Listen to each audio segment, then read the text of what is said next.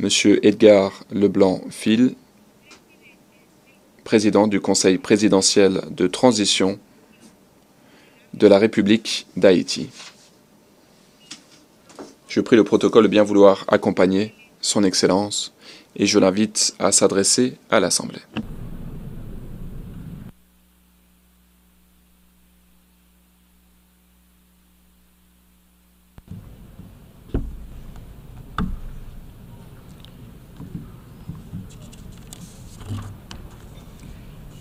Excellences, Monsieur le Président de l'Assemblée générale, Monsieur le Secrétaire général des Nations unies, Excellences, Mesdames, Messieurs les chefs d'État et de gouvernement, Mesdames, Messieurs les chefs de délégation, distingués délégués, chers compatriotes, j'ai l'immense honneur de représenter ici à la tribune de l'Assemblée générale des Nations unies à un carrefour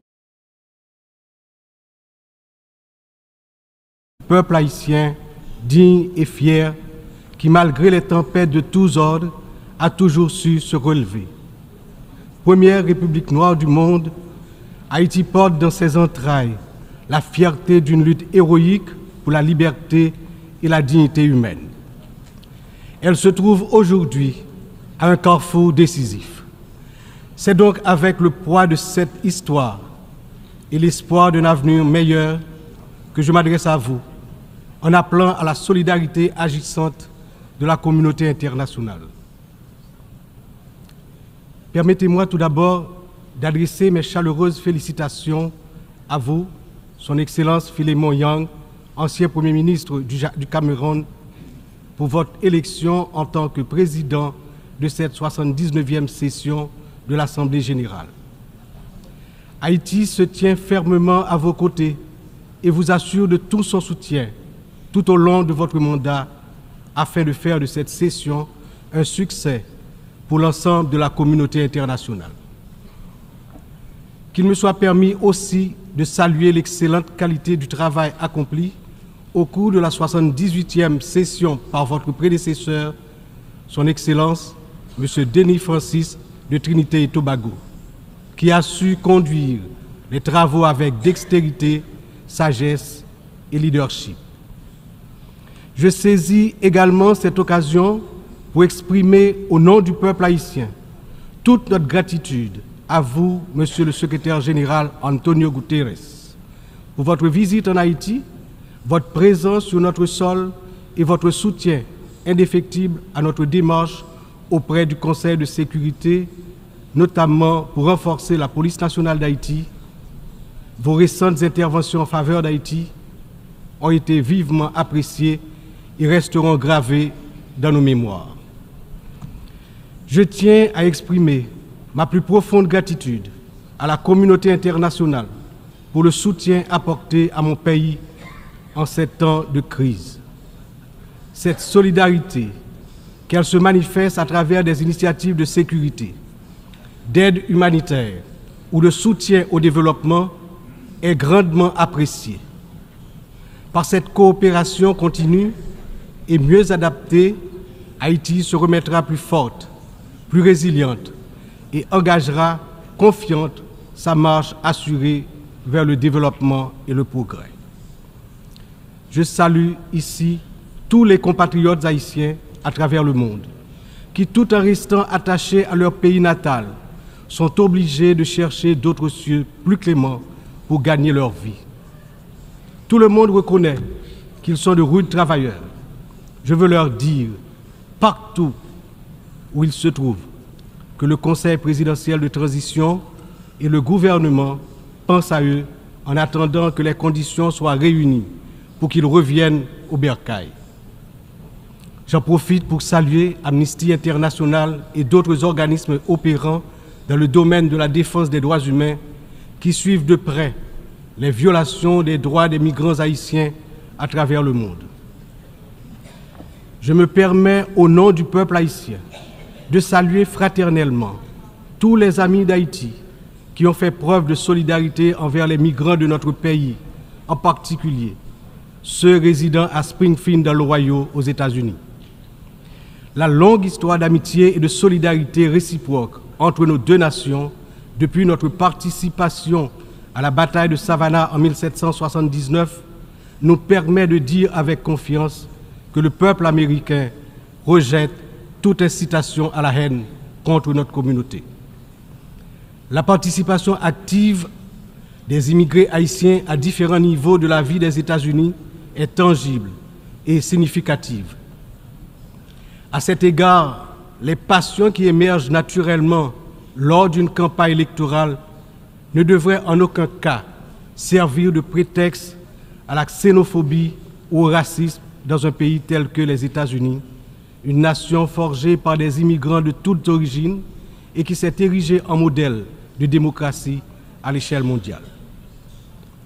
Monsieur le Président, Excellences, Mesdames et Messieurs, le thème de cette 79e Assemblée générale, ne laisser personne de côté, agir ensemble pour la paix, le développement durable et la dignité humaine des générations présentes et futures, résonne profondément avec les défis majeurs auxquels le monde est confronté aujourd'hui.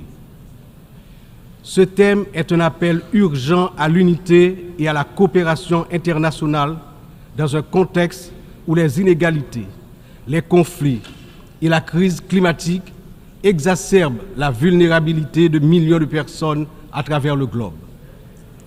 Alors que de nombreuses nations peinent à atteindre les objectifs de développement durable, il est plus que jamais nécessaire de garantir que toutes les voix, en particulier celles des plus marginalisées, soient incluses dans les processus de décision mondiaux. Cette thématique revêt également une importance capitale dans le contexte de la crise actuelle en Haïti. Il incarne l'essence même de notre lutte pour restaurer la paix et la stabilité, tout en assurant que chaque citoyen haïtien, chaque citoyenne puisse jouir de ses droits fondamentaux. Agir ensemble, comme le souligne le thème, est essentiel pour Haïti, car notre redressement ne peut se faire pleinement sans cette solidarité internationale. Monsieur le Président, Excellences, Mesdames et Messieurs, aujourd'hui notre monde est confronté à des défis d'une ampleur sans précédent, des défis qui préoccupent profondément l'ensemble de la communauté internationale. Les Nations Unies, dans leur mission historique de promouvoir la paix, la sécurité et le développement durable, se retrouvent en première ligne face à des crises qui menacent non seulement des nations isolées, mais l'ensemble de l'humanité. Le changement climatique est sans doute l'un des plus grands périls de notre époque.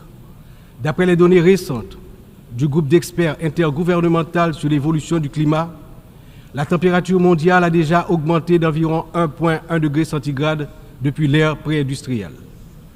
Cette élévation a provoqué une intensification des phénomènes climatiques extrêmes tels que les ouragans, les sécheresses, les inondations, des catastrophes qui affectent particulièrement les nations les plus vulnérables comme Haïti. En 2023, le Programme des Nations Unies pour le développement a estimé que plus de 100 millions de personnes supplémentaires risquent de basculer dans la pauvreté d'ici à 2030 en raison des effets du changement climatique. Pour Haïti, qui fait partie des pays les moins émetteurs de gaz à effet de serre, mais qui ont subi les impacts les plus dévastateurs, cette crise mondiale exacerbe nos difficultés à garantir la sécurité alimentaire, l'accès à l'eau potable et la stabilité économique. Les conflits armés continuent également de semer la destruction et de ravager des vies humaines. Selon le Haut Commissariat des Nations Unies pour les réfugiés, le nombre de personnes déplacées de force a atteint 110 millions en 2023, un chiffre qui n'a jamais été aussi élevé dans l'histoire de l'humanité.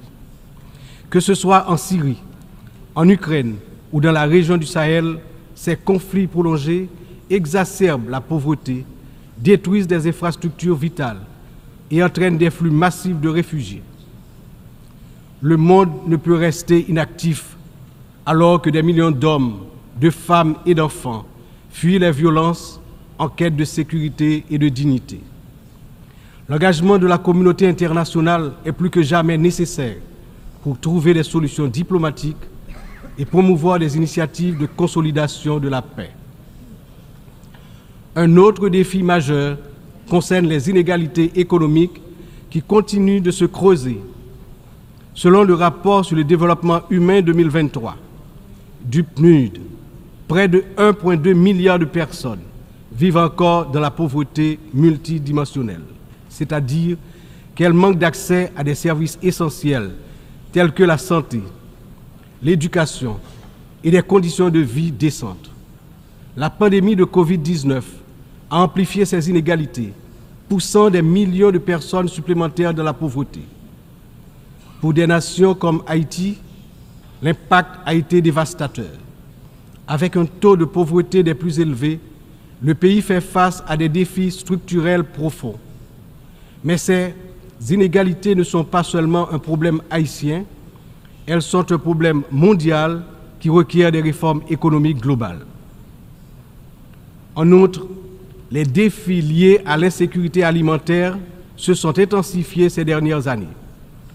Selon l'Organisation des Nations Unies pour l'alimentation et l'agriculture, plus de 735 millions de personnes dans le monde ont souffert de la faim en 2022, une augmentation alarmante qui reflète les perturbations causées par les conflits, les crises économiques et le changement climatique. Haïti, malheureusement, ne fait pas exception. Le Programme alimentaire mondial a récemment souligné que près de la moitié de la population haïtienne est en situation d'insécurité alimentaire aiguë. Cette situation n'est pas seulement une urgence humanitaire, mais une menace pour la stabilité de notre nation.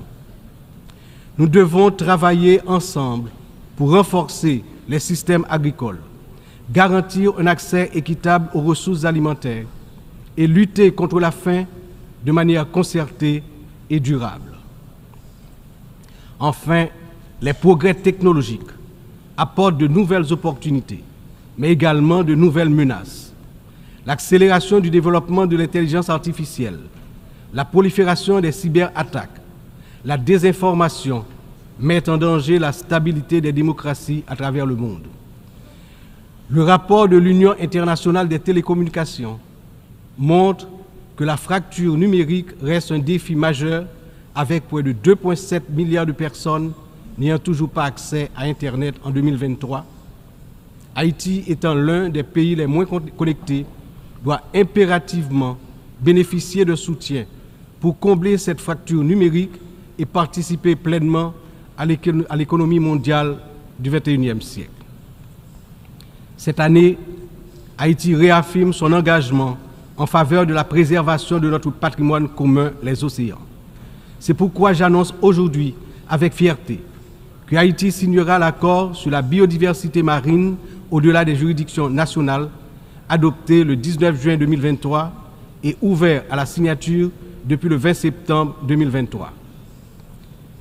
Cet accord est un outil crucial pour garantir la protection de la biodiversité marine, promouvoir une exploitation durable des ressources marines et renforcer la résilience des États insulaires comme le nôtre face aux défis du changement climatique. Haïti est déterminé à collaborer avec la communauté internationale pour s'assurer que cet accord profite à toute l'humanité, tout en contribuant à la protection des écosystèmes marins dont nous dépendons tous.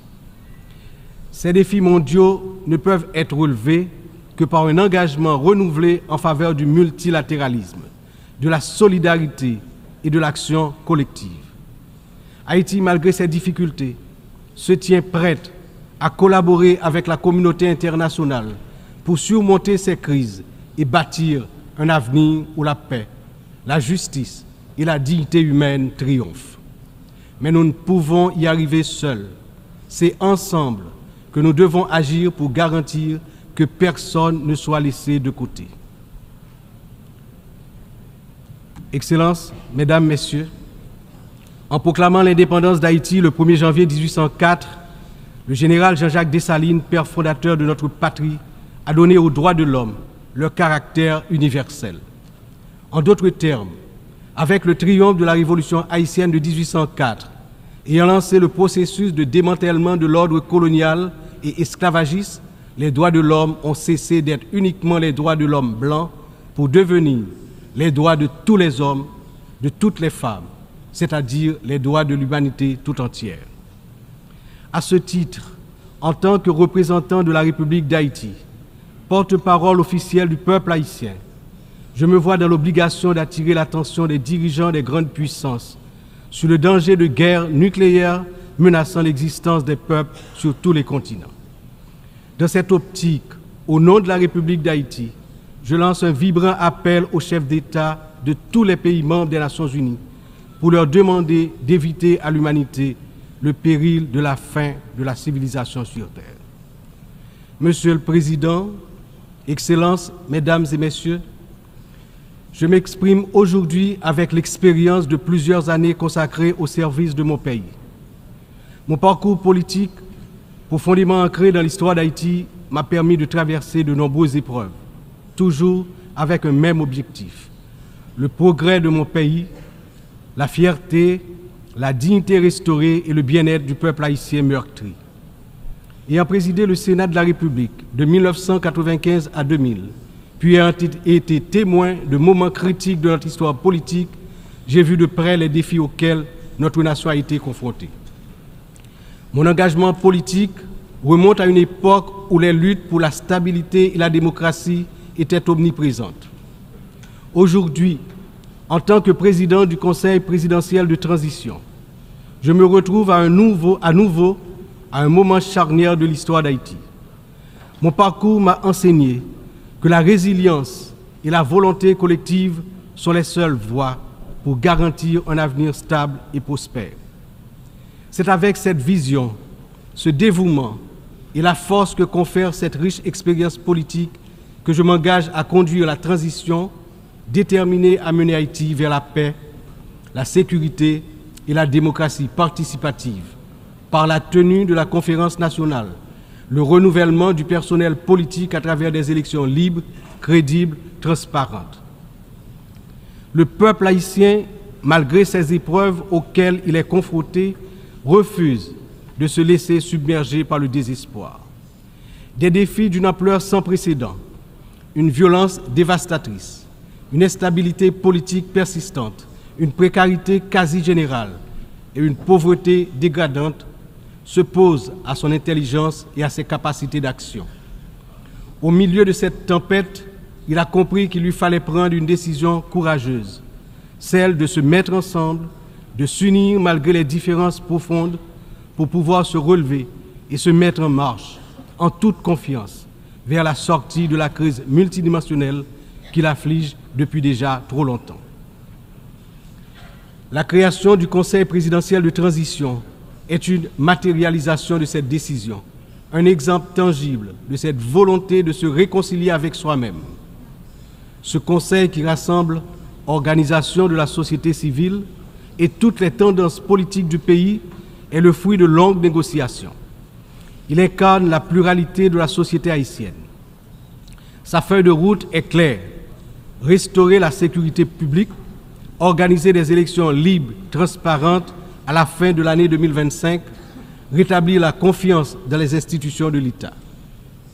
Pour y parvenir, nous, responsables au plus haut niveau de l'État, savons que nous aurons besoin du soutien de la communauté internationale.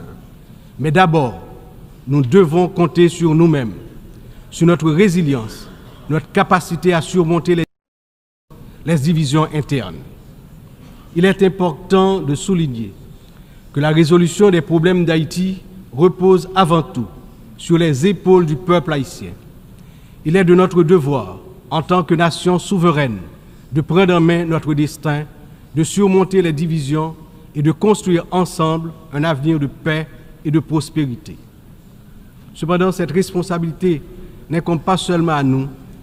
La communauté internationale, les Nations Unies, les puissances étrangères qui ont souvent joué un rôle décisif dans l'histoire d'Haïti ont également une part essentielle dans ce processus de restauration de la paix, de redressement économique, de renouvellement institutionnel et d'établissement d'un État de droit.